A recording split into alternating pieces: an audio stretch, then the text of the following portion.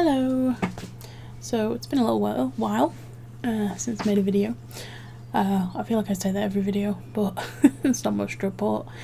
It's been very hot lately, which has been annoying. I've been exercising more, that's been fun. I got, my granddad bought me it's like a boxing game. I can't actually remember, it might be called, it's something like My Fitness Boxing or My Boxing Fitness on the Nintendo Switch. And so it's kind of like if you've ever played DDR, Dance Dance Revolution? Yeah, or any of those kind of like rhythmic type games. It's like that, and then like you punch in the rhythm and uppercuts, and it's very fun. It was quite difficult the first like few days, but like I've got more used to it now. So that's been good. I've been doing sort of half an hour daily exercises in the morning, like it's a whole program thing. Anyway, that's been fun. The reason for the video, like I'm making it right now though, is so I was just musing to myself, playing Animal Crossing, and I was thinking about this ring. Don't know if you can see it. Focus camera. Yeah. I was thinking about this ring, which is actually broken. So it's a ring that I don't really remember where it came from specifically, but it was my mum's, and she was holding it for a friend's daughter, and when they came of age she was going to give it to her, and then I don't know, it just never did, and then my mum's kind of just stuck around my mum's jewellery box, and I'd kind of forgotten about it until I was helping clear through a few things with my granddad, and I found it in one of grandma's like random little trinkety box things. I don't know how it got broken, don't know how that happened, but I think it's just silver with like a glass gem in it. It's not any kind of like special gem or anything. And I was thinking about it, and it's a really nice ring, or it was. And I was thinking that I don't wear much jewellery. I sometimes wear a necklace or, you know, the earrings of occasion, but I'm not a big jewellery wearer. But when I do wear jewellery, it's normally of some kind of significance. So I thought if I could take this to some kind of jeweller that I like, and maybe they could make me a ring out of it, or fix it, I don't know, or something like that, or just take the design and make something of it. And I was thinking about Whitby, and when Rob and I went to Whitby in summer 2018, I think it was, yeah, we stopped by this lovely Whitby Jet shop. I can't remember exactly what the shop was called. Oh, the Jet Works. Yeah, that was it. Very lovely shop, very nice woman who worked there and made the jewellery, and he bought me a ring to eventually be an engagement ring, which hurts. And the reason why it hurts though is because I feel like that holiday,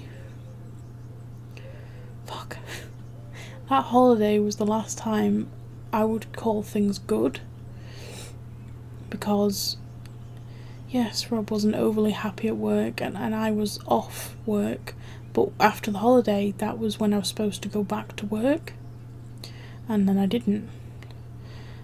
And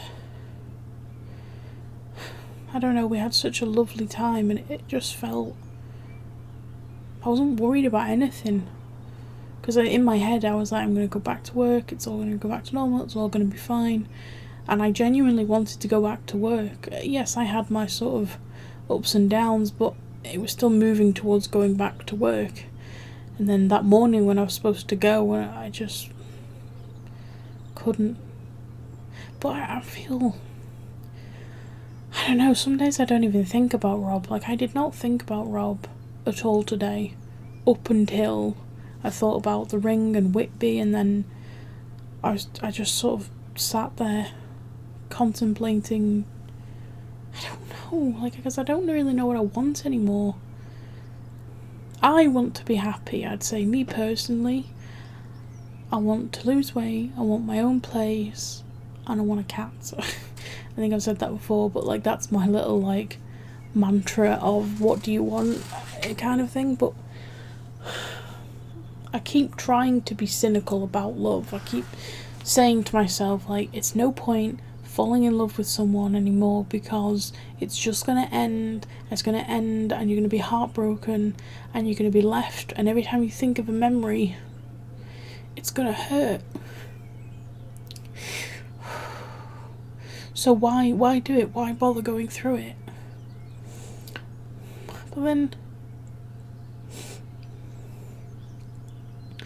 I think about, like, I can't even describe how lovely it felt to be that close to someone. And someone who seemed to understand me really well. As much as one person can really understand another without literally being inside their head. And so part of me's going, you know, maybe one day in the future, maybe Rob and I will be back together. But then the other part of me's like, no, fuck him. I don't need anybody. I don't know. Some days I think it's getting better. And then some days, things like thinking about the Whitby trip just hit me like a ton of bricks.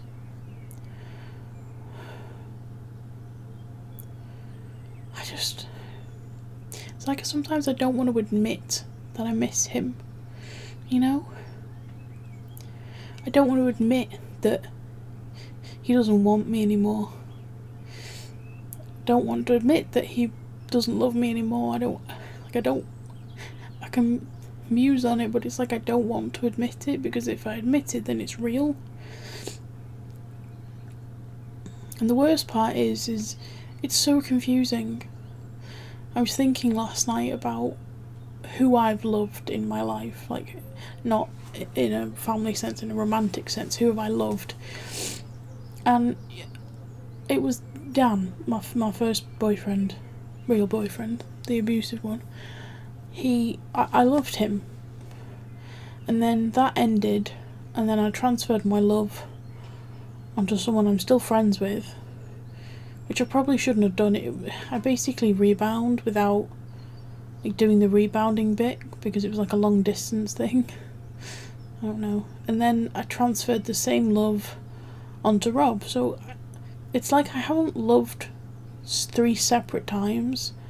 It's like I've continued to love, and I just transferred it from one person to the next, and it was like this thing that grew in size each time. Like, I definitely loved the friend more than I loved Dan, and then I presume I loved Rob more than the previous friend, because, you know, Rob's was a long-term, extensive relationship with a lot of deep personal attachment, which I didn't have with the friend.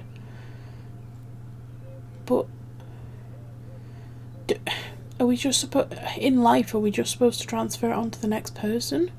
Like, is getting over someone really just a lie? You don't get over, you just find someone new?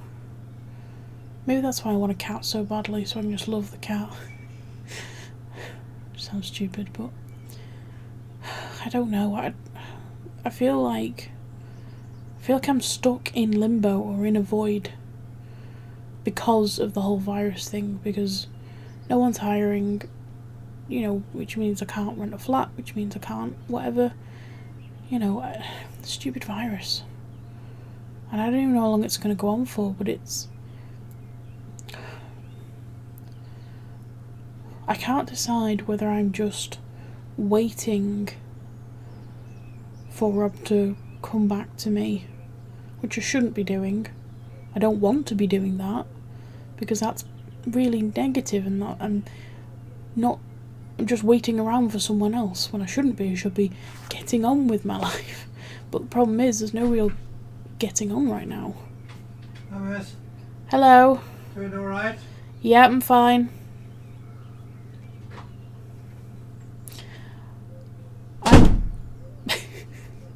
I am really glad I at least do have my granddad, as you just heard. He always checks up on me in the day, just to check I'm okay. Just lovely. I suppose that is one benefit. At least I'm here to look after him and keep him company when he needs it. Because obviously my grandma's can't get to her because she's in the home. But anyway, that's my musings for today, really.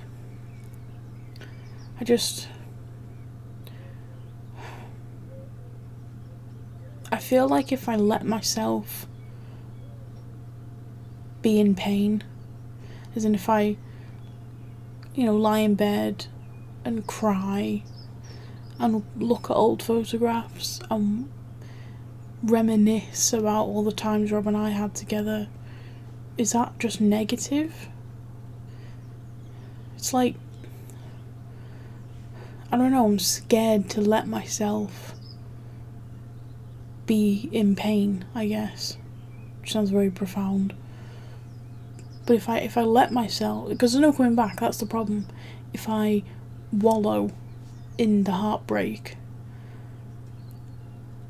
will I just be stuck there forever?